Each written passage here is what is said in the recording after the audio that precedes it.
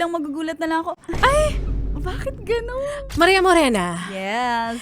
minsan rin ba parang bigla na lang lumalabas ng hindi mo inaasahan? Nagugulat ka na lang. Parang, ang bilis naman, ba't lumabas yan? Nangyari sa akin yan. Oo. Nabigla ako. Tsaka kumbaga may ginagawa ako na busy-busy ako. Hindi ko siya iniisip. Pero biglang magugulat na lang ako, ay, bakit ganun? Ang bilis naman! Ang bilis. Di ba parang kakagalaw mo lang, tapos biglang lumabas? Totoo. So ako naman parang sabi ko, wala bang dahan-dahan lang? Di ba parang, let's take it slow. So slow. Alam mo yun, mas maganda rin pala na alert ka.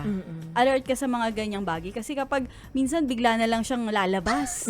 Pag nilabas na, di kailangan Tapos na ang i-compose laban. mo yung sarili mo na hindi mo papahalata na may magugulat ka sa makikita mo. Kaya Oo. naman, naramdaman mo, mas okay talaga na lagi kang handa. Correct.